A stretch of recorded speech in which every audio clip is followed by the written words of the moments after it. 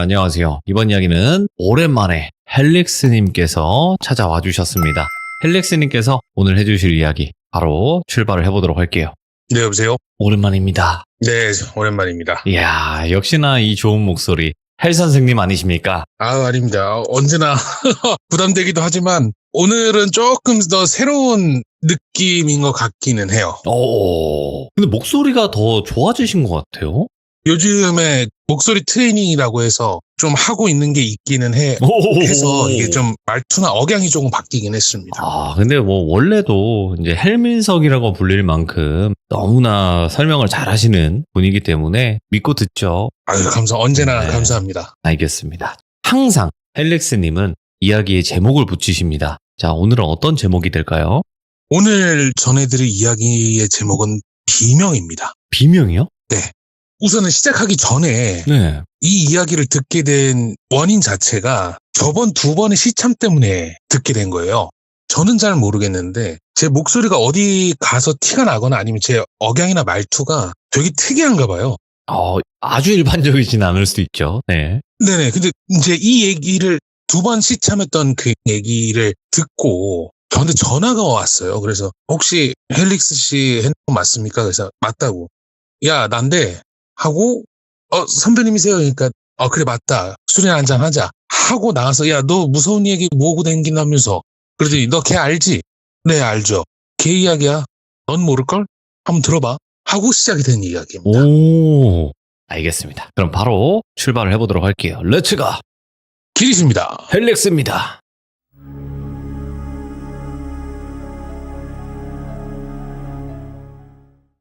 언제나 시참할 때마다 긴장을 하고 있는 비방 전문 헬릭스입니다.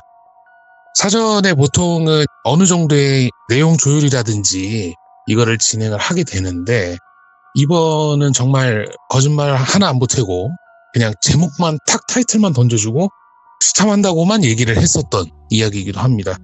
그래서 믿고 듣죠. 우연찮게 학교 선배하고 제가 이제 통화를 하게 돼서 술자리를 가지게 되면서 제 학교 동기에 대한 얘기를 듣게 됩니다. 타이밍상 이제 저는 군대를 좀 일찍 갔고 그 친구는 군대를 좀 늦게 가서 그다지 잘 아는 친구는 아니었어요.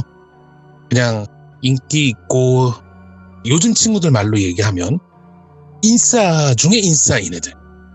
어딜 가나 잘 어울리고 사람들한테 인기 많고 스타일 좋고 유머 감각 좋은 그런 친구였지만 커리큘럼이 좀 많이 다르고 저는 또 그런 친구들을 그때 당시엔 별로 좋아하지 않아서 존재는 하지만 누군지 잘 모르는 제 동기에 대한 이야기입니다. 이제 학기 초 저는 이제 과대표를 했었어요. 1학년 때 과대표를 했었는데 동기에는 그냥 평범하게 지내다가 인기가 좋아진 케이스였는데 제 이야기를 초창기에 들어보셨던 분들은 아마 아실 텐데 제 전공이 병원 쪽에 관련돼 있는 전공이에요. 그래서 학생들이 제약회사나 뭐 보험회사 아니면은 뭐 화장품 회사 같은데 이런 이제 실질적으로 화학과 의학이 필요한 회사에 제법 졸업하고 나서 취업도 많이 했지만 학생 때 알바도 많이 했습니다. 근데 이 친구가 그렇게까지 이제 돈에 쪼들리는 친구는 아니었는데 워낙 외향적인 친구라서 1학년 때 제약회사 실험실에서 아르바이트를 하기 시작했어요. 근데 이 친구의 특징을 간단히 말씀드리면 처음에 말씀드렸던 것처럼 적극적이고 사교적이고 어디에서나 인기가 좋고 누구도 다 반기고 그리고 유머 감각도 좋고 인기도 많은데 다만 이 친구가 눈이 살짝 풀려 있어요. 풀려 있다라는 얘기가 약간의 멍 때리는 그런 중간중간 타이밍이 좀 있었던 친구인데 잘 알지는 못했지만 일과 학업을 병행을 하기에 힘들기 때문에 그랬겠다라고 이제 다들 그렇게 생각하고 대수롭지 않게 넘어갔겠죠. 이때 얘기가 2000년도 초반 때 이야기입니다. 세기 말 90년도가 끝나고 밀레니엄이 시작이 됐지만 20세기의 잔재가 남아있는 그때 이제 질풍노도의 시기였는데 이제 학기 초와 다르게 이제 생활에 어느 정도 윤택해지기 시작을 하는 거죠. 일도 하지만 공부도 하고 다만 이제 당시로는 벌기 힘든 돈을 벌기 시작하니까 학교 생활이 계속 지속이 되는데 어느 순간 이 친구가 점점점 학교 생활이 뜸해지기 시작합니다. 잘 아시겠지만 아마 그때 당시 대학교를 다니셨던 분들은 다 아실 거예요. 스마트폰 없습니다. 카톡 없습니다. 공지사항 있으면 매직으로 전지에다가 모든 내용을 다 적어서 엘리베이터 앞이나 기둥 앞이나 학과 사무실에 붙여서 얘기를 하던 시절이었고요. 참고로 그때 당시에 디스라는 담배가 1,500원인가 그랬습니다. 그렇기 때문에 진짜 옛날 옛적이겠죠. 학교 생활도 뜸해지고 이제 학사에 점점점 관심이 없어지는 게 보이는 거예요. 결석도 생기고 술자리도 잘 없고. 근데 그때 당시에는 뭐 다른 학교는 모르겠는데 저희 학교는 좀 그랬습니다. 이제 잘하던 친구가 못하게 되면 학생회장이나 과대표나 아니면 이제 친한 선배들이 내리사랑이라 그래서 밥도 사주고 공부도 같이 하고 운동도 같이 하고 힘든 거 있으면 얘기도 들어주고 이렇게 일종의 멘토링 같은 걸 하게 됐었거든요. 들어보니까 특별한 가정사가 있거나 가족사가 있는 것도 아니고 몸이 아프거나 건강상의 이유가 있는 것도 아니고 다만 잠을 좀 잘 못 자고 만성 피로가 있다라는 얘기를 듣게 됩니다. 뭐 그 친구의 생활 패턴은 학생회장이든 뭐 주변에 이미 다 알려진 바였기 때문에 크게 문제는 하지 않고 다만 학교에서 할 수 있는 일이라든지 이런 거를 최대한 좀 줄이고 개인적인 시간을 가질 수 있도록 하면서 여기서 판돈이 좀 들어가죠. 지금은 모르겠습니다. 그때 당시에는 흔하던 일이라고 생각을 해요. 장학금을 받을 수 있게 해주겠다라고 학생회장이 제의를 합니다. 일을 좀 줄여라. 일을 좀 줄인 대신 우리가 등록금을 어느 정도 케어를 해주겠다. 근데 정중하게 거절을 했대요. 그래도 일하는 게 재밌고 학교 생활하는 것도 재밌는데 단순히 컨디션 부재입니다. 라고 얘기하니 뭐 강제력이나 구속력을 갖고 있는 사람들이 아니기 때문에 그냥 알겠다 하고 이제 넘어갔죠. 그러더니 이제 학생회장이 이렇게 얘기를 합니다. 학생회장하고 자기 동기들하고 친한 사람들을 모아놓고 담배를 한 대 피면서 얘기를 하는데 야, 저 눈깔이 좀 풀렸는데? 관심이 없는 것 같기는 한데 전형적인 무관심의 패턴이야. 쟤네는 우리한테 관심이 없어. 돈도 관심이 없는 것 같아. 눈깔이 풀렸으니까 한번 주의 깊게 한번 봐봐봐 라고 얘기했답니다. 근데 이제 눈이 풀렸다고 해서 뭐 한 사람의 개인적인 의견이 그 사람에 대한 모든 걸 설명할 수 없듯이 그리고 또 학생들이 뒤를 캘 수 있는 게 아니잖아요. 그 친구에 대한 뒤를 캘 수 있는 그런 것도 아니니까. 그리고 또 학교 생활이 또 수두룩빽빽하게 있고 자기 성적, 뭐 연애, 공부 이런 게 있으니까 굳이 크게 뭐 그렇지는 못했다고 해요. 물론 저도 그 자리에 있었습니다. 저도 이제 과대표였고 이제 동기였기 때문에 다만 이제 방학이 찾아오게 되고 저는 이제 군대로 바로 가게 됐죠. 그래서 저는 여기까지가 그 친구에 대한 처음이자 마지막에 대한 기억입니다. 그리고 바로 그 선배 시점으로 이야기가 진행이 됩니다. 이제 잘 아시겠지만 학기가 시작이 되면 큰 변화가 있는데 그중에 남자 같은 경우는 남학생은 거취 문제가 굉장히 큰 화두가 돼요. 군대 간 사람을 찾는 거, 군대 갈 사람을 찾는 거, 그리고 복학한 사람을 찾는 거, 그리고 복학 예정인 사람에 대한 포인트가 나오게 되죠. 왜냐면 이제 당시에 같이 생활을 해야 되는 사람들이니까요. 결국은 새로운 사람이 익히고 기존 사람이 떠나고 또 이런 인연이 만들어지면 점점 눈에 보이지 않는 친구들은 점점 이제 관심 밖으로 빠지게 되죠. 근데 중요한 거는 중간고사를 보게 됐는데 이 친구가 시험에 나오질 않아요. 이상하잖아요. 학교 수업은 안 나오더라도 시험은 나와야 되거든요. 그래서 결국은 학생회장, 조교, 교수, 과대표가 호출이 돼서 어떻게 해야 될지, 성적을 어떻게 처리를 해야 될지에 대한 고민을 하게 되고 결국 교수진들이 왜 보통 아실 거예요. 레포트를 내면 최저 학점을 주겠다. 시험을 대충 봐도 B+를 최종으로 해서 성적을 내겠다. 뭐 이런 합의를 하는데 네. 결국은 시험이 안 나오고 어느 순간에는 자취를 감춰버려요. 수업도 아예 나오지도 않고 연락도 안 되고 나오지도 않습니다. 결국은 교수들끼리 합의를 본 게 휴학을 시키자. 다 F 주고 휴학을 시키고 어차피 뭐 남자들 늦게 졸업하는 거 크게 문제될 거 아니니까 휴학을 때리자. 그렇게 해서 교수들하고 학과장하고 10명씩 가서 부모님을 만나게 됩니다. 이제 본격적인 이야기는 여기서부터 나와요. 이제 협의를 하는 겁니다. 자녀가 지금 학교 안 나오고 있다 혹시 알고 있냐? 어느 정도는 알고 있었다. 성적은 내긴 내야 되는데 지금 이 상태에서 어쩔 수가 없다. 휴학을 하자. 성적은 다 그냥 미수 처리하고 F 때린다. 그리고 휴학을 해라. 오케이, 알겠다. 라고 얘기해서 끝났는데 문제는 시간이 어느 정도 지나고 눈에 보이지 않으니까 잊혀지는 건 당연지사고 어느 순간에 부모님이 전화가 왔답니다. 담당 교수한테. 그러더니 교수실에 이제 학과장하고 과대표가 호출이 돼서 갔는데 그 친구의 부모님이 펑펑 울었는지 눈이 부은 상태로 교수실에서 어떻게 할지 모르게 쩔쩔매고 있었대요. 이상하잖아요. 예. 보통은 정말 큰 사고를 치는 뭐 폭행이나 기물파손 뭐 이런 정도의 큰 사고가 있어서 학교 쫓아내지만 말아달라고 얘기했을 정도밖에 안 되는데 학교를 휴학하고 있는 사람의 부모가 와서 울고 있다? 도저히 자기 상식으로 이해가 안 됐대요. 그러더니 조그마한 테이블 위에 딱 보니 사망신고서가 한 장이 있었대요. 예. 이름에는 그 친구 이름이 적혀 있었답니다. 아, 갔구나. 얘가 갔구나. 얘기를 들어보니 무단횡단 교통사고였다고 해요. 그러니까 서류상으로 나와 있는 거는 무단횡단으로 의해 야기된 교통사고라 그랬는데 그 친구가 너무 힘들었답니다. 뭐가 힘드냐라고 얘기했더니 잠을 제대로 못 자고 만성 피로가 있는 것까지는 부모님도 금방 눈치를 채죠. 어떤 부모도 다 마찬가지일 겁니다. 근데 계속 귀에서 비명소리가 들린대요. 그래서 그 소리 때문에 잠을 못 잔대요. 그러니까 이 친구가 잠을 못 자니까 컨디션이 망가지고 육체와 정신의 부조화가 일어나고 결국은 헛소리도 좀 했다가 일도 못 나가고 집에서 우리가 흔히 아는 귀신 들린 사람의 전형적인 모습을 보여주더니 결국은 거의 반혼수 상태 아니면 뭐 목류병 환자처럼 터벅터벅 길을 걷다 도로로 나가서 달리는 트럭에 치여서 그렇게 갔다고 합니다. 아마 불면증을 좀 알아보신 분이나 그것 때문에 치료를 받고 계신 분들은 알 거예요. 잠을 못 자는 상태에서 사람이 얼마나 예민해지고 그럼요. 얼마나 사람이 피폐해질 수 있는지는 아마 직간접적으로 잘 아실 겁니다. 그런 사유로 이제 세상을 하시겠다고 했는데 이게 어찌 보면 학교 입장에서 단순한 문제죠. 사망을 했기 때문에 퇴학 처리를 하겠다.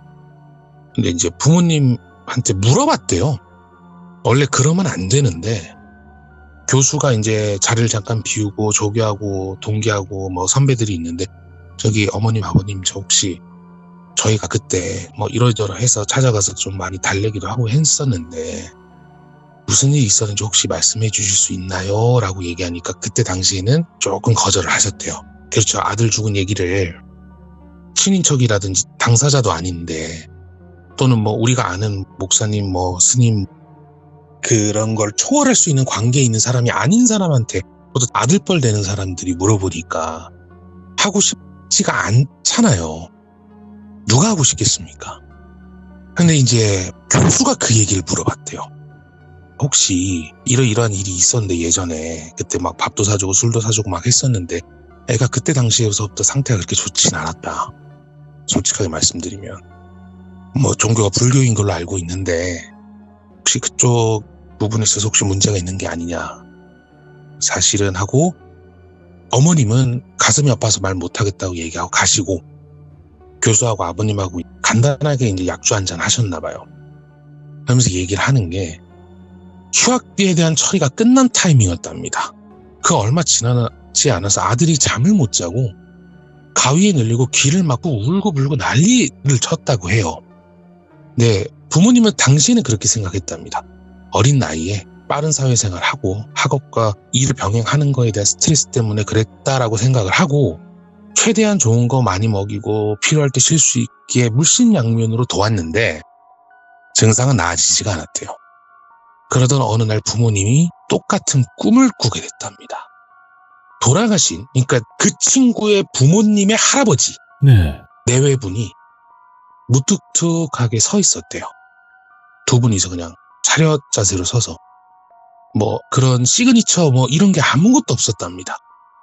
뭐 경고를 한다든지 무슨 뭐 암시를 준다든지 말을 한다든지 소리를 한다든지 행동을 아무것도 없이 그냥 무표정하게 서 있었는데 그 꿈이 계속 반복이 되는데 유일하게 달라지는 게 하나가 있었대요. 처음에는 우리 구한말 때 시골에서 입는 한복같이 생긴 한복 아닌 우리가 역사서에서나 보는 서민의 옷 같은 삼배옷 같은 거 있잖아요. 네. 그런 옷을 입고 계신데 점점점 옷이 남루하게 변해지고 옷이 해지더랍니다. 그거 외에는 아무것도 변하는 게 없었대요. 너무나 이상해서 혹시 뭐 제사가 필요한가, 혹시 뭐 옷이라도 더 태워드려야 되나 싶은 생각에 절에 가서 불공을 드리는 와중에 기도를 하고 불공 드리고 뭐 제사도 지내고 조상님들 옷 하라고 뭐 그런 게 있대요. 저는 이제 자세히는 모르겠지만 조상들을 위해서 옷이나 지전을 태우는 그런 행사가 있다고 하는데 네. 그걸 다 하고 이제 어느 순간에 불공을 드리는데 젊은 스님 한 분이 오셔서 나지막히 이렇게 얘기하더랍니다. 시주님, 굵은 가지가 하나 시들어가고 있습니다. 네? 하고 그때 당시 불공을 드리던 부모님이 그렇게 얘기하셨대요. 혹시 생활하시면서 비명소리는 듣지 못하셨는지요? 라고 얘기하셨대요. 예. 그런 이상 현상은 없었습니다. 라고 얘기하니까 나무아미타불, 나무아미타불 하시면서 호련히 사라지셨대요. 예. 근데 이제 그 스님의 그런 일종의 암시나 그런 깊은 뜻을 헤아릴 틈이 없었대요. 꿈에서는 그 부모님의 할아버지죠. 할아버지가 계속 옷이 남루해지고 해지고 더러워지고 아무리 정성을 들이고 제사를 지내고 기도를 해도 나아지는 건 없고 그래서 결국은 큰 스님한테 갔다고 합니다. 그래서 부모님을 딱 보자마자 한다는 말씀이 어쩜 살아있는 게 그리 신기하다. 아이고 그러셨대요. 그러니까 부모님이 발끈한 거예요. 자기 자식은 아픈 거는 다 알고 있었고 오. 본인의 할아버지 할머니는 옷이 그렇게 해지고 있고 그러니까 순간 우라가 치밀고 속된 말로 빡이 쳐서 그게 말이냐 방구냐 그러면 내 새끼가 죽어야 됐냐 무슨 말을 그따위로 하시냐. 원래 보통 종교 시설에서 이런 식의 표현을 하진 않잖아요. 그 정도로 너무 경로를 했었대요. 편의상 그 친구 이름을 돌비라 하겠습니다. 그 자녀분 이름이 돌비군이라고 들었는데 지금 데리고 오시라고. 그래서 어머님은 계속 절에서 불공을 드리고 아버님이 자식 목덜미를 자꾸 끌고 온 겁니다. 그래, 돌비군 뭘 잘못했는지 알겠는가? 아무 질문 없이 그냥 딱 한마디 하셨대요. 근데 아니요, 저는 죽을 죄를 짓지 않았습니다. 그래, 죽을 죄는 아닐지 모르지. 하지만 작은 죄가 모이면 커지기 마련이라네. 그 말씀 한마디 딱 하시는데 돌비가 울면서 큰 스님 바지가랑이 잡고 빌면서 살려달라 그랬대요. 예. 그러면서 스님은 딱 한마디를 더 하시고 그냥 가십니다. 부처님께 용서를 구하지 말고 스스로를 벌하고 용서를 구하세요. 그뿐입니다. 그 뜻을 이해를 못했대요. 그 당시에 부모님도 그렇고 돌비도 그렇고 결국은 그게 진행이 되면서 정신과 육체의 부조화와 잠을 못 자고 그러면서 스스로가 무너지면서 그렇게 터벅터벅 도로를 걸어나가서 사고를 당하신 겁니다. 근데 아마 제 나이 또래이시는 귀족님들은 아실 거예요. 이제 누군가를 떠나보내게 되면 네. 떠나보내고 나서 그 뒤처리가 상당히 머리가 아프고 복잡합니다. 뭐 흔히 얘기하는 재산 문제도 있을 거고. 근데 돌비는 어린 나이에 일찍 갔기 때문에 직장에다가 그거를 얘기를 해줘야 됐대요. 그래서 사망진단서를 가져가서 퇴사하게 하고 그리고 이제 급여 정산이라든지 뭐 이런 거 이렇게 필요하잖아요. 소지품도 가져가야 되고. 근데 갑자기 회사에서 합의서하고 각서를 들이밀더래요. 예. 부모님은 멍해진 거예요. 그때 당시에 이 말을 전해준 선배가 저한테 그대로 해준 얘기입니다. 아니 지금 내 새끼가 죽었는데 지금 이게 각서는 뭐냐고 하면서 거기 담당자하고 싸웠대요. 예. 그렇겠죠. 자식 잃은 마음도 가슴이 아픈데. 합의서를 읽어보니까 김돌비의 몇 월 며칠서부터 몇 월 며칠까지 있었던 근무 생활 중에 있었던 모든 일에 대한 걸 함구하고 그 어떤 것도 민형사 간의 문제 제기나 고소고발하지 않겠습니다라는 내용이었대요. 네. 근데 어차피 부모 입장에서는 하든 안 하든 상관이 없잖아요. 지금 마무리하는 것도 급한데. 그래서 아마 아실 분은 아실 겁니다. 제가 초창기 때 말씀드렸는데 제약회사를 말씀을 드렸고 그 친구가 일했던 건 제약회사의 양리 관련된 부서였어요. 양리, 약. 우리 항생제 뭐 이런 약 있죠. 약하고 리자가 뭐냐면 프로세스, 그러니까 약이 어떤 식으로 작용이 되고 거기에 대한 효과, 부작용과 적용 대상과 부적용 대상 이런 거를 연구하는 데였는데 네. 그 친구가 담당을 하던 건 나이가 어리잖아요. 20살, 21살인데 중요한 걸 주진 않고 거기서 실험에 쓰는 동물들을 관리하는 역할을 한 거예요. 아. 근데 하는 게 별거 없습니다. 그냥 우리 플라스틱 박스에 쥐나 토끼나 뭐 개나 고양이나 뭐 이런 게 있으면 거기 문 열고 먹이 주고 배설물 치우고 그게 다예요. 예. 그리고 서류 정리하고 거기에 대한 관리 감독하고 이게 다예요. 그러니까 그 친구는 나쁜 일을 할래야 할 수가 없는 일입니다. 오히려 동물에 대한 그런 애정이 깊거나 하시는 분들은 거기서 죽었다 깨어나도 일을 못해요. 그 친구도 처음에는 안타깝지만 점점 일이라는 걸 받아들이면서 그냥 드라이하게 이 일만 했답니다. 근데 일하다가 어느 순간에 그런 일이 있었대요. 우리가 긍정적인 역할이 나오는 거를 찾아내기 위해서는, 그러니까 좋은 약을 하나 개발하기 위해서는 하나의 성공 케이스를 찾으려면 적어도 실패하는 케이스는 만 케이스가 넘습니다. 그렇기 때문에 잘못된 화학 반응을 일으켜서 나오는 동물에 대한 뒤처리를 해야 되는데 그게 법적으로 굉장히 강력하게 돼 있어요. 아무나 못합니다. 그리고 일정 조건 이상이 안 되면 못하는데 몰모트로 나온 흰색 쥐 있죠. 눈 빨갛고 하얀색 오, 알죠. 쥐를 몰모트라고 표현하는데 그 쥐가 너무 고통스러워하는 걸 봤대요. 근데 쥐만 아니라 보통 토끼도 많이 실험을 하는데 너무 고통스러워하는 거를 계속 듣게 되니까 이 친구가 너무 스트레스를 받는데 그 친구가 그 비명 소리에 쾌감을 느낀 거래요. 상대방의 고통을 느끼는 거에 대한 쾌감을 느끼게 됐대요. 이 이야기는 당사자한테 들은 게 아니라 같이 일하는 동료한테 그 얘기를 들었대요. 그래서 지켜보는 것뿐만 아니라 지켜보는 게 계속되다 보니까 그 자극이 무뎌지는 거예요. 우리 사람이 고통스러워서 내는 고통의 신음소리와 통증에 대한 고함은 음악으로 치면 베이스부터 소프라노까지 다 낼 수 있거든요. 남자든 여자든. 네. 동물도 똑같답니다. 똑같아요.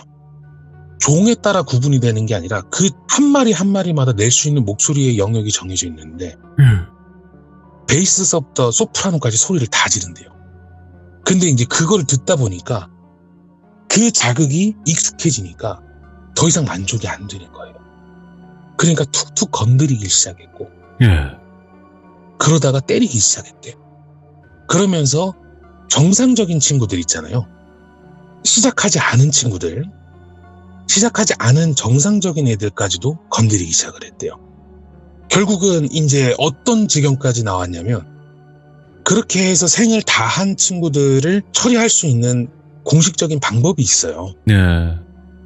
그거를 이제 서류로는 그렇게 했다라고 얘기를 하고 본인 스스로가 그렇게 하기 시작을 한 겁니다. 근데 이거는 법으로 정말 강력하게 규제를 하고 있거든요.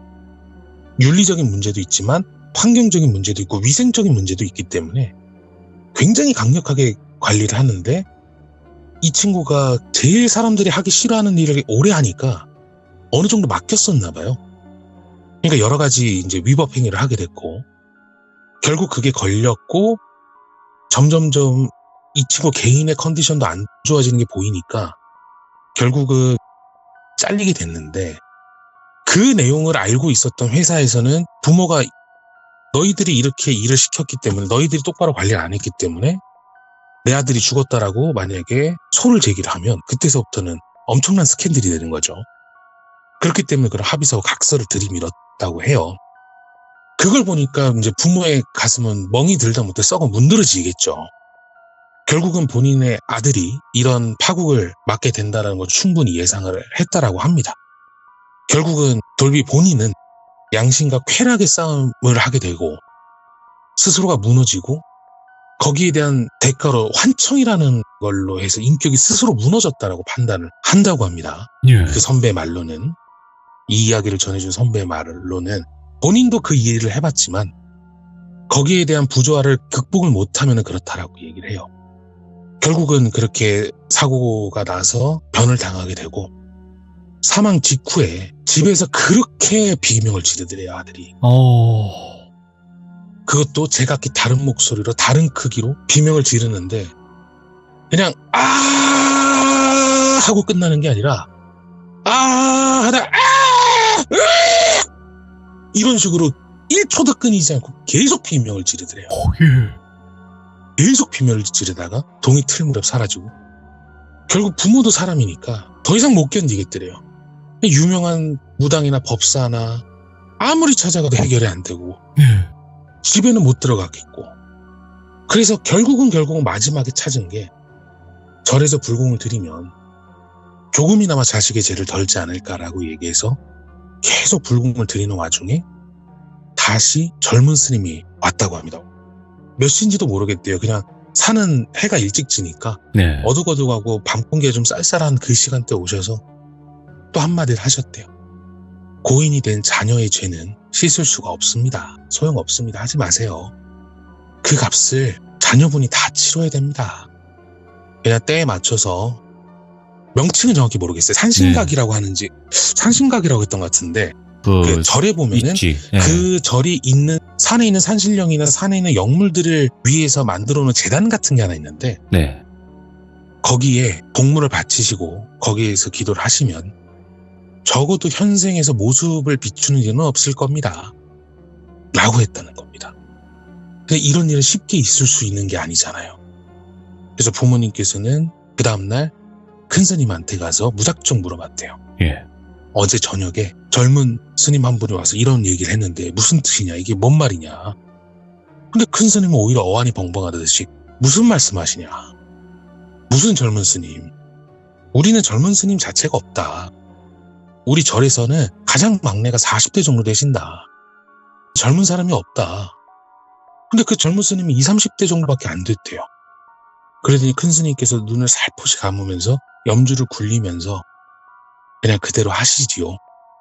시키는 대로 그대로 하시지요 라고 얘기를 했대요. 그래서 결국은 이제 제사상을 차리고 자식의 죄를 대신 빌어주고 미안하다고 빌고 빌어서 다행스럽게도 집에 나타나거나 그러진 않았대요. 오. 그래서 결국은 어떻게든 잘 해결이 됐다라고 교수한테 얘기를 전하고 때는 이제 시간이 좀 많이 흘러서 그 돌비라는 친구의 제삿날이 좀 지난 어느 날이었대요. 그러더니 그 부모님이 전화가 와서 학교 교수님들하고 이렇게 뭐 찾아와주고 고마웠다고 첫 제사가 있었고 그래서 감사하고 그렇다고 뭐 교직원이나 학생들한테 돈 뭐 20만 원, 30만 원 찔러줄 수는 없으니까 네. 선물 세트랑 뭐 이런 걸 사가지고 보내겠다라고 얘기를 했대요. 좀 드시고 못난 아들내미 케어해 주시나고 감사했다. 근데 이제 그 얘기를 듣는 교수 입장에서 너무 가슴이 아팠대요. 자기 아들 같기도 하고 네. 본인도 종교가 불교다 보니까 그래서 식사 한번 하시죠라고 해서 불렀대요. 그래서 그 얘기를 하니까 제삿날에 자기 아들이 본인 집 앞에 있었답니다. 꿈인지 생신지는 모르겠대요. 그러더니 미안하고 죄송하고 죄를 대신 빌어줘서 고맙다. 그리고 앞으로 많은 시간을 빌어달라. 라고 하는데 그때서부터 부모가 이제 마음이 녹는 거예요. 이미 죽고 없는 아들한테 뭐 우기고 따져봐야 뭐 하겠습니까? 그러니까 네가 만약에 저 세상에서라도 편한다라고 얘기를 하면 나는 만족한다. 그래 우리가 잘 빌어주고 오랫동안 용서를 구할 테니까 걱정 말고 가라. 라고 얘기하는데 감사합니다. 부모님 절 받으세요 하고 절을 딱 하고 일어서는데 가자 그러더래요. 네 가시죠 스님 하고 스님하고 아들하고 둘이서 이렇게 걸어가는데 뒤에 쥐랑 토끼랑 개 머리를 하고 있는 인형하고 같이 가더랍니다. 오. 그러더니 오늘이야 오늘만이야 용서를 많이 빌어야 될 거야 하고 스님이 어깨를 툭툭툭 쳐주면서 가더래요. 예. 그래서 이 이야기를 이걸 어떻게 해석을 해야 됩니까? 라고 얘기하니까 별거 없어. 제삿날 빼고는 364일을 그 친구가 괴롭혔던 모든 동물들이 냈던 비명소리를 똑같이 지르고 있을걸? 그 죄를 다 할 때까지? 예. 아니 그게 말이 되냐. 보통은 그러지 않지 않느냐. 뭐 예. 우리 뭐 알는 뭐 지옥불에 떨어지니 무슨 뭐 이런 게 있지 않느냐. 아니 그거는 죄가 확정된 사람한테 주는 그거고 형벌이고. 환생을 하기 위한 업보를 씻는 거고 죄를 용서를 받아야 그 다음에 재판을 받을 거 아니냐. 지가 괴롭혔던 동물이 질렀던 소리만큼 지가 똑같이 지르고 있을 거라고. 그러면서 소주를 한 잔 탁 들이키는데 야 내가 너한테 도덕적으로 윤리적으로 살라는 말은 못한다. 근데 지켜야 될 선은 있어. 그러니까 너도 믿거나 말거나 네 알아서 판단해.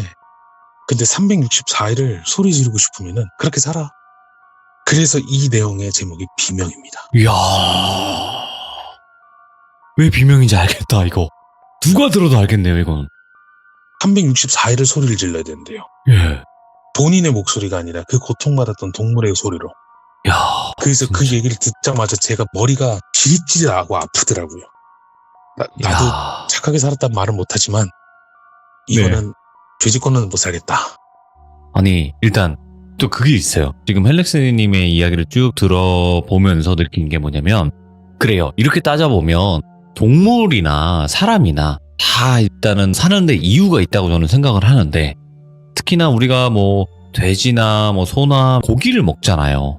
네네. 그리고 뭐 예를 들어서 동물 실험도 하고요. 근데 네. 이게 다 필요로 인해서, 그러니까 만약에 내가 이걸 섭취해서 먹고 살려고 하는 이런 거는 상관이 없다 그랬어요. 네. 그래서 옛날에는 진짜 먹고 살려고 사냥을 했었잖아요. 맞습니다. 그리고 지금 실험 같은 경우에는 이제 약을 만들어야 되니까 실험을 하는 거고, 근데 그냥 그거의 목적이 아닌 말 그대로 재미로 살생을 한다거나 괴롭힌다거나 이런 거는 죗값을 치르는 것 같더라고요. 맞습니다. 그게 돌비님께서 말씀하셨던 내용 자체는 많이 알려져 있고 우리가 흔히들 아는 얘기인데 네. 제 주변에서 그런 일이 있었다라는 내용 자체는 저는 잘 몰랐었는데 그 이야기를 듣고 나서 주변 사람들한테 좀 물어보니까 제가 말씀드린 거는 항상 그렇지만 100분의 1도 표현을 안 했을 거예요. 그냥 괴롭혔다라는 말을 하나로 퉁친 거지 네. 상상 외로 할 수 있는, 그러니까 인간이 얼마나 잔인해질 수 있냐라는 그런 철학적인 고찰을 할 수 있게 만들 정도로 굉장히 심하게 했다고 하더라고요. 그렇겠죠. 그러니까 여기 이제 네. 방송이니까 딱 걸러서 얘기를 해주신 거겠지만, 와, 많은 걸 또 느끼네요. 오늘 이야기에. 그리고 또 마지막에 그 스님. 도대체 어떤 식으로 표현을 했었어야 될까요, 우리가? 이게 오. 조상의 덕을 뺏어서 아마 후손들이 살아갈 수 있는 방법을 하나 만들어 주려고 했던 것 같긴 해요. 제 개인적인 판단으로. 그러니까 오시에 해진다라는 얘기 자체가 네. 아마 그런 의미이지 않았을까. 그래서 남은 다른 자손들을 살리려고 했던 그런 조상들의 희생이지 않을까라는 판단을 하긴 하는데 그거는 그거고요. 정말 얼마나 인간이 이렇게 잔인해질 수 있는지에 대한 너무 충격을 받았고 저도 이제 하다못해 저는 이제 개인적인 사정이 있어서 반려동물을 키우지는 못하는데 네. 키운다 한다고 하면은 그냥 인격체로 해줘야 되지 않을까. 너무 불안하기도 하고 무섭기도 하고 네. 지금은 제가 좀 정리가 돼서 그렇긴 한데 제가 이제 시청을 하겠다라고 카톡을 남기려고 했었던 게 한 일주 전인가 그랬을 겁니다. 이 이야기를 들은 지 일주일 뒤에 말씀을 드린 건데 참 가슴이 많이 아팠어요. 그냥 저는 이렇게 생각해요. 말 못하는 짐승 괴롭히진 말자. 우리가 잘해줄 순 없어도 괴롭히고 해하고 이러진 말자. 이거예요. 저도. 사람도 마찬가지지만 당연히 동물도 마찬가지라고 저는 생각을 하거든요. 인간의 시점에서 얼마나 인간이 잔인해질 수 있는지 그 이야기를 들려주셔서 다시 한번 감사드립니다. 고맙습니다. 헬릭스님. 네, 감사합니다. 여러분들 이 이야기를 들으시면서 찔리는 분도 계실 거고요. 지금 현재 이제 동물을 그렇게 하고 계신 분들 분명히 계실 거라 생각해요. 왜냐면 사람이 많으니까요.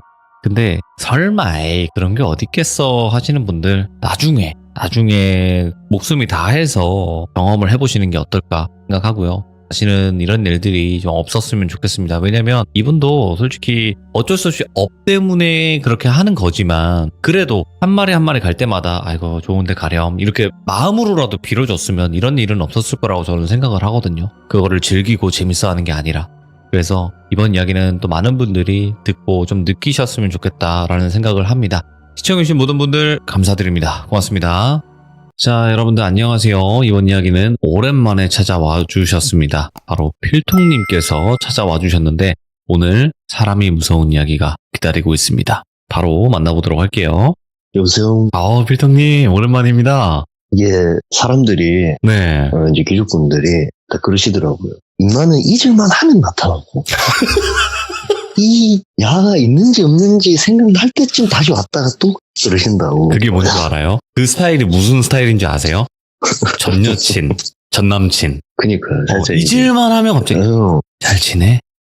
자? 좀 이런 느낌이잖아요. 네, 그러니까 그러면 안 되는. 너 여전하네? 좀 이런 느낌? 네, 그러니까. 근데 너무 좋죠. 너무 좋고 또 시들무 공식 미남인데 오늘 필통님께서 찾아와 주셨고 오늘 해주실 이야기는 사람이 무서운 이야기라고 저에게 말씀해 주셨어요. 네, 맞습니다. 그러면 듣지 않고 바로 출발을 해보도록 하겠습니다. 렛츠가. 필통입니다. 필통이죠.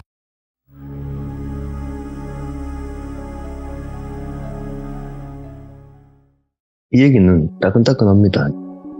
일단 제 친구의 여자친구가 2주 전에 겪은 얘기인데 어떻게 들었냐면 친구가 전화 한 통해서 삼겹살에 소주 한잔 하자 라고 갔죠. 퇴근길에 갔는데 친구가 신세한탄을 하더라고요.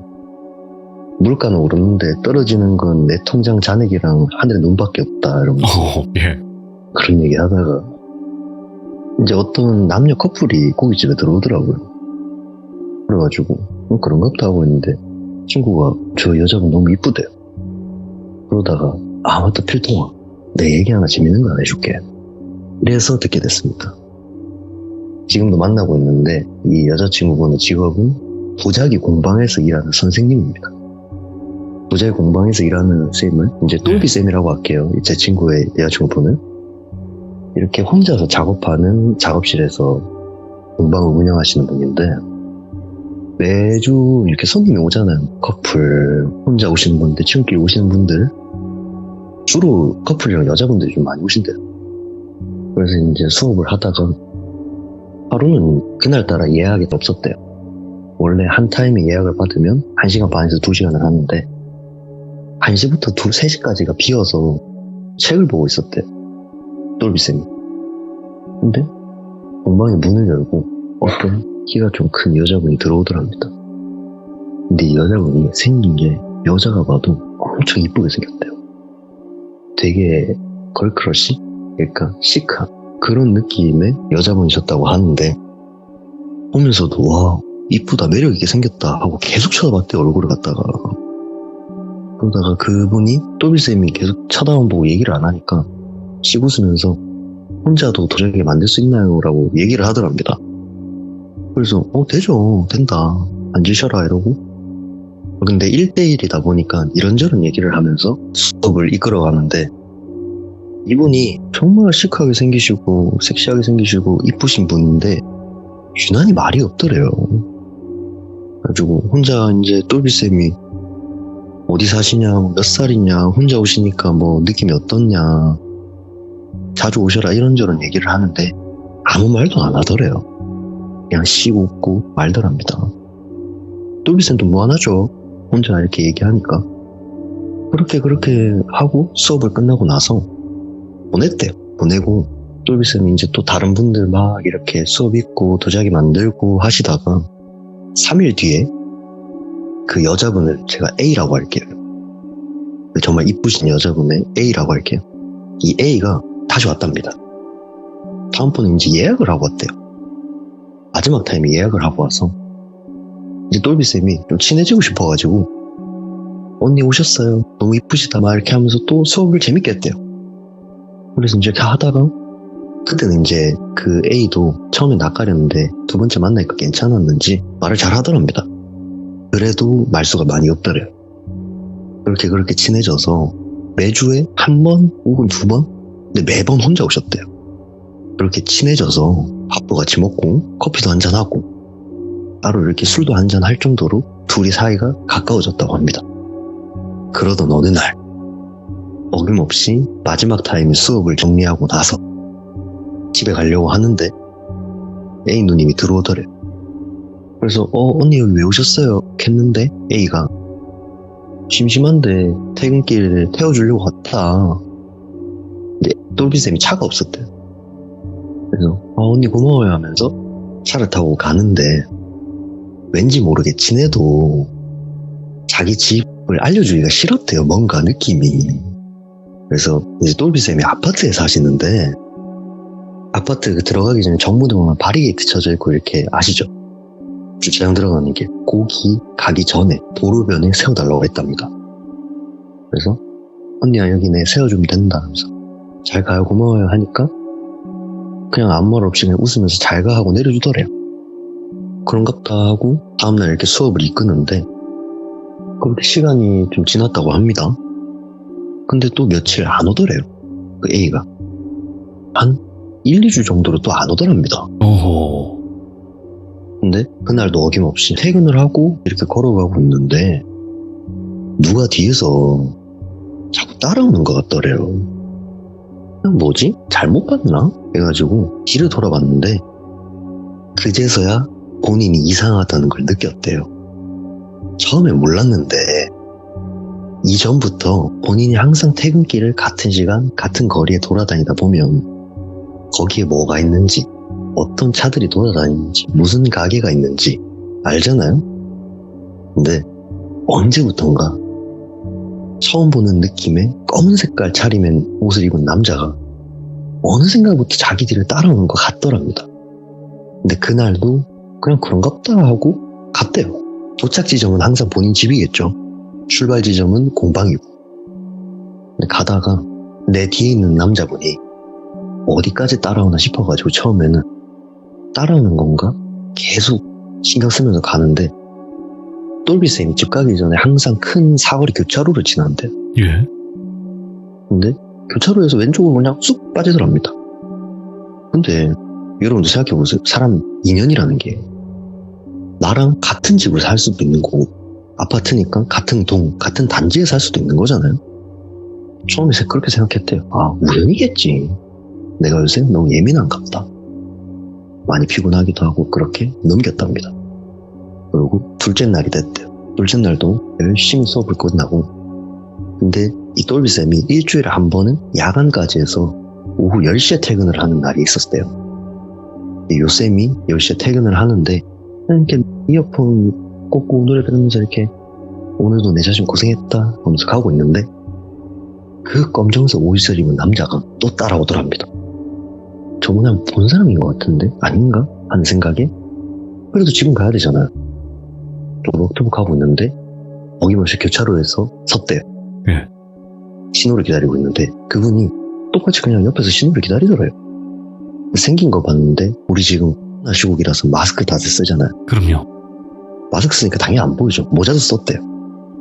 뭐 블루투스 이어폰 꽂고 노래 듣고 있으니까 주변 소음 잘 안 들리고 또 또박또박 갔답니다.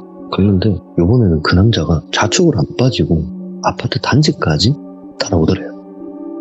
너무 무서워서 제 친구한테 전화를 하려는 찰나 그 남자가 또 이번에 우측으로 쑥 빠지더랍니다. 내가 예민한갑다. 우연히 같은 길에 계속 마주칠 수도 있는 거지 하고 말았대요. 그리고 그 다음날이 아니죠. 그 다음 주 A가 오랜만에 가게 예약을 하고 도자기를 만들러 왔대요. 오랜만에 A 오고 보니까 좋죠. 이제 같이 얘기도 하고 이런저런 얘기도 하고 하다가 똘비쌤이 A한테 근데 언니야 내 요새 막 누가 따라다니는 것 같고 밤에 맨날 혼자 가기 무섭다 하면서 아 막 스토커 그런 거 아니겠지 나 뭐 아무것도 없는데 이러니까 그 A가 씩 웃으면서 에이 요새 그런 게 어딨어 너무 걱정하지 마 하더래요. 그렇게 시간을 보내고 그날도 어김없이 그 A랑 똘비쌤이 같이 밥을 먹었대요. 근데 그날따라 너무 피곤하더랍니다. 그래서 이제 좀 친해졌겠다. 아파트 단지에 뭐 101동이면 102동 103동이면 103동 자기 아파트 위치까지 다 알려주면서 집 앞에 좀 태워다줘야 했대요. 예. A가 태워다주겠다 해가지고 갔답니다. 아쉽게도 남자친구를 부르면 좋지만 제 친구가 그 한 달 동안 다른 지역으로 출장을 갔었어요. 남자친구도 못 부르는 상황이었습니다. 그래서 집 앞에 떨궈주고 가는데 A가 똘비쌤 잘 가 하고 말았대요. 그리고 그 다음날 수업을 하고 퇴근을 해서 집에 가는데 또 그 남자가 안 따라오더래요. 안 보인답니다. 그래서 진짜 우연인가 보다 하고 그게 이틀, 3일, 1주, 2주, 3주 한 달 가까이 지났을 때 그 남자가 아예 안 보이니까 그냥 잊고 살았대요. 예. 그렇게 열심히 일을 하면서 할 거 하고 이렇게 지내고 있는데 여기서 시간이 지나면서 알게 된 게 이 A가 집착을 하는 강도가 심해졌대요. 처음에는 단순히 A가 나를 정말 친한 동생으로 생각하고 아껴주고 위로해주고 같이 있는 게 좋아서 날 잘 챙겨주고 가게도 자주 오는 줄 알았는데 이게 여자 남자 친한 동생 형 동생 언니 동생 사이 할 수 있잖아요. 그런 게 아니더래요. 이게 살짝 사랑하는 사람의 그런 집착으로 느껴지더래요. 점점 한 번은 너무 심해졌다고 느끼는 게 그날따라 예약이 풀로 꽉 찬 상태에서 수업을 진행하니까 쉴 시간이 많이 없죠. 예약 한 파트 사이에 쉬는 시간이 10분 20분인데 뭐 계속 핸드폰 볼 순 없잖아요. 남자친구 연락은 봐도. 근데 이 A가 똘비쌤한테 어느 순간부터 전화를 하루에 10통씩 하고 나오라 그러면 언니 나 오늘 아파요 그러면 병원 가자. 너 어디 아파? 너 안 아프지? 너 지금 나와봐. 일단 나와봐. 뭐 다른 친구들이랑 술 먹으러 가면 너 나랑은 술 안 먹는데 왜 걔네랑 술 먹어? 이게 이상한 거예요. 제 똘비쌤도 사정이 나죠. 근데 좋은 게 좋은 거라고 참고 있었대요. 그러다가 시간이 한 일주일 정도 지난 후에 똘비쌤이 참다 안 돼 있어서 전화를 먼저 했대요. 전화를 해서 A한테 언니야 나 진짜 언니가 나한테 왜 이러는지 이해가 안 된다. 연인 사이도 아니고 내 남자친구는 나한테 이렇게 안 한다. 왜 그러냐. 만나서 얘기를 좀 했으면 좋겠다. 가게를 올 수 있냐 하니까 똘비쌤은 본인 생각에 A가 화를 막 내면서 막 역증을 낼 줄 알았는데 오겠다고 하고 끊었대요. 그래서 똘비쌤도 오면은 단판을 재야겠다. 여기서 단둘이 쳐야겠다. 기다리고 있었답니다. A가 왔대요. 앉아가지고 커피 한 잔 놓고 얘기를 하는데 네. 똘비쌤이 이때까지 스트레스 받은 걸 막 얘기했답니다. 제가 말을 이렇게 해서 한두 달이지 한두 달 겪는 사람 입장에서는 그게 얼마나 싫겠어요. 토로를 하니까 A쌤이 가만히 있다가 씩 웃으면서 미안하다고. 너가 그렇게 느꼈다면 정말 미안하다고. 그렇게 일이 잘 풀려가는 줄 알았답니다. 그러고 그날도 어김없이 A가 똘비쌤한테 차에서 가면서 이야기 마저 하자. 하라. 해다 줄게 하니까 했대요. 근데 이 똘비쌤이 차에서 딱 느낀 게 뭐냐면 가는 동안 이렇게 운전하면서 얘기를 하잖아요. 네. 이 A가 진짜 여자를 좋아하는 동생을 좋아하는 분이구나라는 걸 알게 됐답니다. 대놓고 물어보더래요. 난 너가 좋다. 나랑 만나면 안 되겠냐. 오호. 내가 너의 남자친구보다 잘해주겠다. 똘비쌤은 어이가 없죠. 그래서 똘비쌤이 그랬어요. 저는 남자친구도 지금 있고 이거는 좀 아닌 것 같다. 언니야. 언니 그러지 말고 그냥 우리 기회 되면 종종 보고 그냥 이렇게 친한 언니 동생으로 남자 최대한 좋게 얘기했대요. 왜냐? 나쁘게 얘기하면 진짜 집으로 찾아올 것 같더래요. 가게랑. 아니까. 다 아니까. 근데 여자가 봐도 제가 말했다시피 여자가 봐도 섹시하고 이쁘게 생겼다고 했잖아요. 키도 좀 컸대요. 여자치고. 그래도 우스갯소리로 언니 진짜 밖에 나가면 인기 많다. 나 만나지 말고 딴 사람 만나라. 그랬더니 A가 웃으면서 알겠다고 미안하다고. 그래서 심하이가 된 줄 알고 똘비쌤은 언니 잘 가고 나중에 또 연락드릴게요 하고 내리려고 그러면 손목 딱 잡더래. 잡으면서 너 근데 너 남자친구 사랑해? 이러는 겁니다. 그래서 똘비쌤은 지금도 사귀고 있으니까 사랑하니까 만나지 않냐. 그치. 난 좋아하니까 만나고 사랑하니까 만나냐. 아니 뭐 안 좋고 안 사랑하면 왜 만나냐. 당연한 거 아니냐 하니까 A가 한숨을 팍 쉬더래요. 그리고 울 것 같은 그런 너무 안쓰러운 표정을 짓고 있길래 똘비쌤이 또 마음이 여려요. 네. 나가면 되는데 다시 앉았대요. 다시 앉아가지고 이렇게 다독여주려고 가만히 앉아있는데 이 A가 머리를 막 쥐어뜯으면 이제 한숨을 퍽퍽 쉬더랍니다. 그러더니 너 그러면 진짜 여자가 좋은 게 아니라 남자가 좋은 거네? 이러더래요. 그래서 똘비쌤이 언니 나는 남자 좋아해요 이랬는데 여기서 그 언니가 머리를 막 이렇게 우리 사람들 고민에 휩싸이면 막 머리 이렇게 만지작만지작하고 머리 쥐뜯는다 하잖아요. 그렇죠. 그렇게 머리 막 쥐뜯더라요. 그래서 언니 머리 빠진다 하는데 머리에서 두둑 소리가 나더래요. 뭐야? 그래서 똘비쌤이 다친 줄 알고 언니 왜 그래 하는데 머리카락을 확 밑으로 잡아서 당기는데 가발이에요. 오, 남자래요. 뭐야? 남자였대요. 처음에 남자인 줄 몰랐는데 가발을 벗으니까 확실히 보이더랍니다. 정말 이쁘게 생긴 남자이다는 걸. 목소리 어떻게 했지, 목소리? 목소리가요. 네. 물어봤는데 이게 여자도 그렇고 남자도 그렇고 본인 체형도 있고 네. 몸매, 몸태, 몸선이라든지 그런 게 있는데 이분은 너무나도 목젖도 안 나왔대요. 오, 목소리도 너무나 자연스러운 그냥 좀 허스키한 여자. 예. 그 이상 그 이하도 아니었답니다. 근데 뒤에 대사가 더 소름 돋더래요. 가발을 들면서 그럼 이제 나 남자인데 이러면 나 좋아 이러더래요. 소름이 너무 돋더래요. 예. 언니라고도 못하잖아요 이제. 그래서 그냥 아무 말도 못하고 도망가려고 그러는데 그 A가 그러더래요. 기억할게 이러더랍니다. 기억할게? 네, 기억할게 이러고 씩 웃더래요. 너무 소름이 돋아가지고 진짜 걸음 하나 살려라 하고 차문 빵 열고 아파트로 막 뛰어갔더래요. 근데 뛰어가면서 뒤로 쫓아올까봐 막 뒤로 돌아보고 하는데 쫓아오진 않더래요. 근데 똘비쌤이 아파트에 혼자 사시거든요. 들어가면서 너무 무서우니까 똘비쌤이 기억이 나더래요. 혼자 사는 여자가 위험에 처했을 때 아파트 계단에 올라가며 아빠 살려줘 하면은 각 집에 딸내미들이 아직 들어오지 않은 가정의 그렇지. 아버님들이 다 깨서 나온다고. 맞아, 예.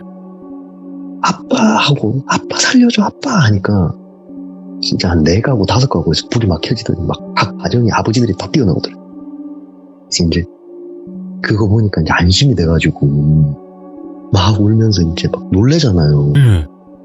주변 분들은 막 걱정되죠. 경찰에 신고해줄까 무슨 일이냐. 그래가지고 아니다 정말 감사하다. 그래서 이렇게 그분들한테 저녁 늦은 시간에 민폐 끼치더라서 죄송하다 사과드리고 좋게 마무리하고 집에 들어왔대요. 집에 들어와서 생각을 곰곰이 해봤답니다. 신고를 해야 될까? 신고했는데 보호당하면 어떡하지? 막 별의별 생각이 다 들더래요. 근데 신고한다고 한들 그 사람이 나한테 위해를 끼친 것도 아니고 협박을 한 것도 아니고 나한테 피해를 준 것도 아니고 이게 애매모호하더랍니다. 그래도 너무 무서워서 남자친구한테 얘기하고 경찰에 신고를 했대요. 경찰분들은 연락이 와서 저희가 그분 A의 인적사항을 파악을 했고 네. 그분한테 주의를 드리고 주변 순찰을 강화하겠다. 요 정도까지였답니다. 네. 어떻게 보면 당연한 얘기죠. 그렇게 해서 넘어갔대요. 그러고 한 2주, 3주의 시간이 흘렀는데 다행히 아무 일도 없었답니다. 그렇게 잘 넘어가려고 하는 찰나 금요일이었답니다. 제가 초반에 말씀드렸죠. 검은 색깔 옷 입은 남자 2-3번 마주쳤다고. 네. 그 사람도 있고 그 A도 이제 나한테 안 오겠지 하고 기억에서 잊혀질랑 말랑 하는 그 시점에 그날도 저는 늦게까지 근무를 해야 되는 상황이었대요. 그렇게 근무를 하고 있는데 친구한테 전화가 오더랍니다. 우리는 금요일인데 같이 술 먹고 놀자 시내에서. 그래가지고 오랜만에 스트레스도 풀고 놀자. 그래서 열심히 술 먹고 놀았대요. 그리고 이제 새벽 한 3시? 그때 3시였답니다. 이제 집에 가야 되잖아요. 근데 새벽 3시에 대중교통이 어디 있습니까? 택시 타고 집에 가고 있는데 술을 너무 많이 먹어가지고 막 해롱해롱 하더래요. 다행히 정신은 있는데 라고 보통 집 앞에까지 세워달라고 하는데 토가 쏠려가지고 택시를 더 이상 못 하겠더래요. 예. 그래서 집 앞에 그 사거리 교차로 아시죠? 제가 말했던 거기 세워달라고 했대요. 바람 맞으면서 좀 술 좀 깨면서 집에 가고 싶으니까 내려서 터벅터벅 걸어가고 있었답니다. 여러분들 아파트에 사시는 분들은 아실 건데 아파트에 이렇게 주차장 자리가 이렇게 있잖아요. 동마다 차량들이 이렇게 빼곡히 서 있잖아요. 주차가 되어 있으니 그냥 생각 없이 이렇게 걸어가고 있답니다. 그 주차장 사이를. 근데 이제 101동으로 올라가려면 주차장을 건너서 언덕을 하나 넘어가지고 집으로 들어가야 되는데 그 주차장 차 사이사이를 이렇게 지나가려고 하다 보니 차가 이렇게 빼곡하게 있으면 그 사이로 지나가잖아요. 차량과 차량 사이. 근데 본인이 차량과 차이를 지나가려고 하는데 오른쪽에 스타렉스에서 문이 드르륵 열리더래요. 했는데 어떤 남자가 본인 머리 끄댕이를 탁 잡더니 스타렉스로 막 끌고 가더래요. 그리고 차량 문을 빡 닫더니만 그냥 검은 옷을 입은 남자가 본인한테 아무 말도 안 하고 몇 대를 그냥 빡빡 때리더래요. 근데 똘비쌤도 막 저항을 했죠. 누구시냐 놔라 막 살려달라 소리를 막 질렀는데 입을 막 틀어막더니 목에 은색깔 서늘한 게 탁 들어오더래요. 말하면 끝이다 이제. 조용히 해라. 똘비쌤이 그때 딱 굳어가지고 하고 아무 말도 안 했대요. 그랬더니 그 남자가 마스크랑 모자를 싹 벗더니 가만히 본인을 보더래요. 그러면서 딱 한마디 하더랍니다. 내가 기억한다 그랬지 이러더래요. 근데 술도 취했고 이 남자가 누군지 이 사람이 나한테 왜 이러는지 나는 그냥 술 먹고 돈 열심히 벌고 퇴근하고 오는 길인데 뭔 날벼락인지. 그래서 엉엉 울면서 얘기를 했어요. 누구신데 나한테 이러냐. 근데 너 기억을 못해? 이러더랍니다. 그리고 우리 스타렉스 보면 뒤에 이렇게 우리가 발 놓을 수 있게 밑에 공간이 있잖아요. 거기서 머리에 쑥 팔을 넣어가지고 쑥 끄집어내더래요. 딱 봤는데 가발이더래요. 가발을 딱 본인 머리에 쓰면서 다시 쳐다보더니 이래도 기억 못해? 이러더랍니다. 그때 딱 봤대요. A더래요. 아 진짜 징하구나. 진짜 또라이도 이런 또라이가 없구나. 그래서 손이 막 발이 되도록 막 싹싹 빌었답니다. 제발 살려달라고. 내가 하라는 대로 다 하겠다. 뭘 원하냐 이러니까 난 너가 좋은데 왜 날 안 만나주냐. 남자인 나도 싫고 여자인 나도 싫다고 하면 난 너를 어떻게 가져야 되냐는 식으로 막 얘기를 하더니 갑자기 한숨을 팍 쉬면서 차 안에 거울을 보면 밤이면 본인 얼굴이 비치잖아요.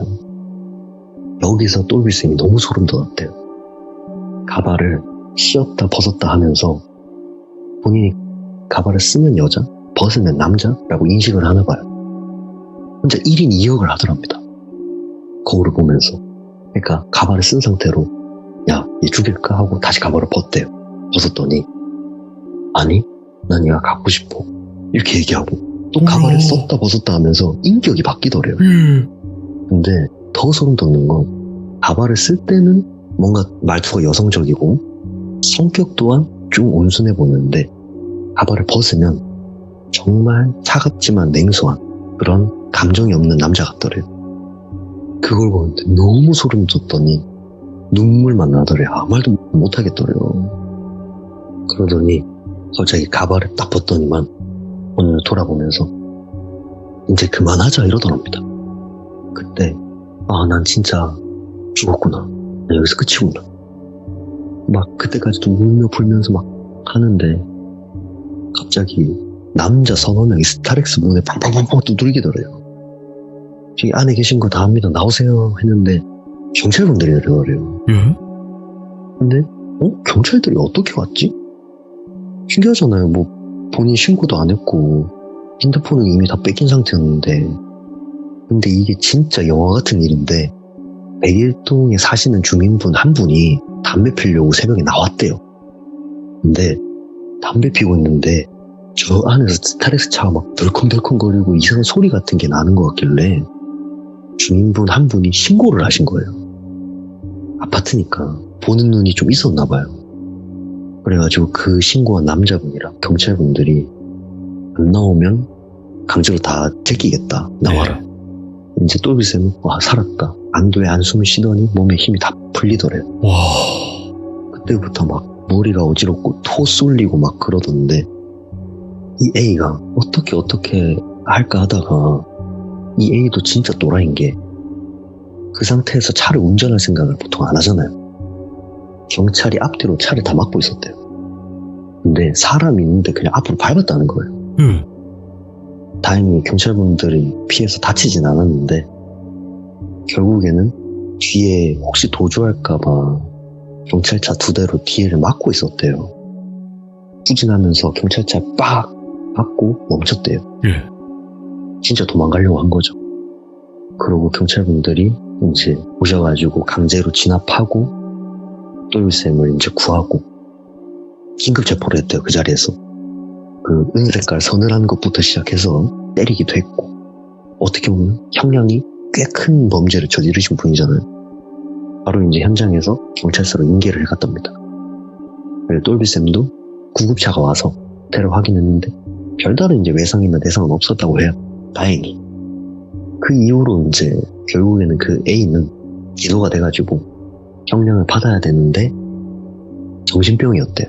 아, 심신미약? 심신미약이래요. 근데 심신미약인데 이미 전과가 있더래요. 이미 스토커 짓을 한 번 한 사람이 있더래요. 전과자 심신미약인데 뭐 처벌도 안 되잖아요. 결국에는 정신병원에 들어가게 되셨고 아무튼 전과가 있으셨다고 하더라고요. 전과자구나. 그리고 정신과 상담도 하고 이제 병원을 다니던 분이셨대요. 외래로 진료를 받으시고 입원도 하시고 이런 정신적으로 아프신 분이었다고 합니다. 그래도 범죄를 저지른 건 합법이 안 되죠. 그거는 이제 나쁜 짓을 하셨으니까 뭐 커버가 안 되잖아요. 그렇게 마무리가 되고 지금 소송을 진행 중이라고 합니다. 현재도. 그리고 똘비쌤은 그 공방을 세를 놓고 전화번호도 바꾸고 집도 이사가고 다른 곳에서 작업소를 다시 차리셔서 지금 잘 이렇게 하고 계신다고 하더라고요. 야, 그래도 이렇게 또 해결이 되긴 했네. 예. 해결이 됐는데 소송은 현재까지 진행 중이고 네. 똘비쌤도 정신과를 좀 다니셨대요. 5일이 있고 나서 몇 달 동안 너무 힘드셔가지고 잠을 못 잤대요. 무서워서. 그리고 시청자분들이 궁금해하실까봐 하는데 그 A 성별은 남자였답니다. 성전환수술을 받는 것도 아니고 그냥 온전한 남자였대요. 그러니까 남성인데 여장을 한 거네요. 그렇죠. 어떻게 보면 여장을 하신 거죠. 아니 근데 더 무서운 거는 그래요. 요즘에는 그런 게 많잖아요. 많으니까 다 존중하는데 가발을 쓸 때와 벗었을 때 인격이 달라지는 것 자체가 무서운 거죠. 그런 게. 그걸 얘기해 주는데 저도 좀 소름 돋더라고요. 이제 소름이 돋으면서 한편으로는 뭐 맛있는 이야기거리가 되겠다 하면서 친구한테 계속 더 해봐라. 좀 더 해봐. 길게 얘기해라. 난 짧게 물어봐도 길게 대답하는 거 좋아하니까 길게 얘기해라. 이러면서. 그렇지. 잘 들었죠. 역시 또 우리 필통님은 이렇게 잊을만 하면 나타나서 또 호련히 사라지셨다가 또 잊을만 하면 잘 지내? 나 아직 여전해? 이런 느낌으로 이렇게 오시네요, 항상. 네, 앞으로 이제 살짝 전 남친 느낌으로다가 그렇게 이렇게 하면 장사가 좀 잘 되지 않을까. 전남친의 시들무 괜찮네요. 네. 나쁘지 않네요. 오늘 진짜 이거 있을 수 있겠구나. 우리 주변에도 있을 수 있다. 이런 생각이 또 많이 들었어요. 재미없을 수도 있는데 잘 감안해서 들어주셨으면 합니다. 너무 잘 이야기해 주셨고 이렇게 집중을 할 수 있게끔 만드는 거는 필통님의 능력이 아닐까 이런 생각을 합니다. 감사합니다, 필통님. 늦은 시간 감사합니다. 네, 고맙습니다. 네. 필통님은요, 여러분들 이렇게 가끔씩 뵀었어요. 저희 방송에서. 근데 오늘 이야기도 정말 무섭게 사람이 변할 수 있는 그런 이야기가 아니었나 생각을 합니다. 여러분들 항상 조심하시기 바라겠습니다. 감사합니다. 고맙습니다.